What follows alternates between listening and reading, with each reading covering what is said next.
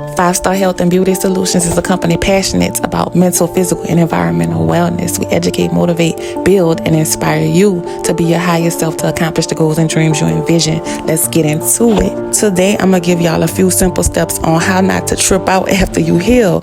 Okay, so the initial healing process for me was about 2 years. I say 2020, 21, when everybody was taking trips, living their best life off of PPP. I focused on work, teaching my children. I did not date or have a sex life because I was filled with so much pain and hurt. I couldn't chance another betrayal. I didn't have the desire or the energy to date because see, a narcissistic relationship don't just end easy. They gotta lie about you. They gotta make people turn against you. They gotta triangulate you with other females. They gotta make like you still want them.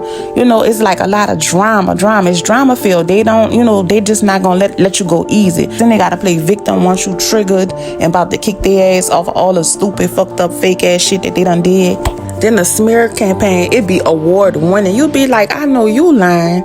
You really done sat here and told all them lies, and you got the new supply and all these people believing you. And on top of that, I was dealing with grief. I had lost my T. Some of y'all say TT, some of y'all say Annie, some of y'all say Auntie, but in New Orleans we say T. But anyway, that was my favorite person. I lost her, so I was dealing with grief. On top of that, I had 3 small children for the narcissist, so I constantly had something going on. I was filled with so much hurt, I couldn't even chance the betrayal. I was not in the mood to date. I had no desire or the energy to date. I would meet men, but it would never go further than a few phone calls because I couldn't reciprocate the interest. I met one man who was really good to me, but he lived out of state, and I wasn't even prepared to catch that blessing. Anyway, back to subject. After 2 years of pain and just sitting in those emotions, feeling them and praying for the hurt to be removed, and just learning about personal growth, learning about emotions, learning about the mental, and how I could be a better woman, it's like God finally answered my prayers, and I just started to feel amazing again all of a sudden. And I tell you one thing, the prayers wasn't easy. It wasn't just no 1, 2, 3 prayer. No, it was praying on your knees, like, Lord, please remove these thoughts. Praying on your knees, sometimes on your face, like, God, please remove these thoughts. Move this negative energy, cut this soul tie, because I'm tired of explaining myself. I'm tired of defending myself. I'm tired of the betrayal. I'm tired of the smear campaign about me, my character. I'm just tired of it all. I was so glad when that hurt left my memory because it was like I was constantly thinking about the betrayal. I was constantly thinking about why? Like he didn't have to do me like that. He didn't have to tell them people that. He didn't have to, it's like I was constantly in my mind replaying the betrayal, saying to myself, that's not fair. That's not fair. It just wasn't fair. Nothing about the whole situation was fair. But at the same time, I'm like, okay, let me try to take accountability for what I did wrong, for what I'm doing wrong, and move forward. That's the key. Once you start blaming and take accountability, God gonna start working. Okay, so fast forward to I'm feeling great. I'm like, okay, I'm feeling great. I'm like, I'm ready to be social again. I'm like, let me apply these skills I done learned and put in this positivity and see what I get back. And baby, when I tell you, it did not work. But here's why. It didn't work because I did not apply it where it was appreciated. See, that's the thing a lot of people don't understand.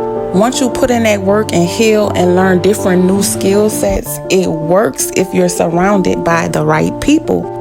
I know it's crazy, but as your mind elevates, your circle have to elevate. If you're in the hood and still attracted and hanging around the same people, they don't care about none of that. None of that don't matter, mostly due to ignorance and loss of hope. Ignorance is just a lack of knowledge. Loss of hope is just being settled and content with the norm of dysfunction in your environment. Once you heal and you bring that skill set back to the same environment, you gon' get tested. The amount of willpower you have to thrive in certain environments once you heal is just too much because you've elevated. It's like it's too much. You're gonna need a whole new circle, or you're gonna constantly be at battle. Like, damn, do I handle this hoe, or I'm healed?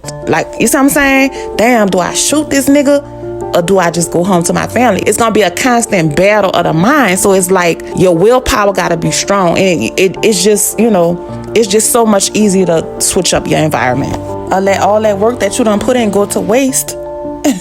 Ain't no way around it. Why you think when people become successful who out the hood, they leave the hood, they barely come back?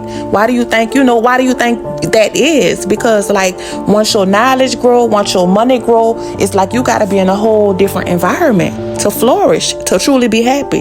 It's just it is what it is. Yeah, man. Then people be like, he don't come back to the hood, he don't do this. A lot of people like to be like, well, he don't do nothing for the community. I don't agree with that, because it's ways you could come back. I'm saying the love gonna always be there. Everybody's not a hater, but you gonna have your handful that are. Hate just in their bloodline. Like they been hating. Their mama was a hater. Their daddy was a hater. They been messy. Their grandma was messy. Their great grandma was messy. You feel me? It's just in them. And it's too much willpower to have to put out, to have to deal with that, to have to block out all that negative energy, to have to ignore those slick comments, to have to act like you don't know about the hate. You can't be around that like you used to. You can't do that. You can't do that, because at the same time, the people don't see how you see. They're not healed. They don't got nothing to lose like you got something to lose now. They're not focused like you focused now. You can't shine around certain people without them being mad and jealous. Y'all know this. Y'all see this.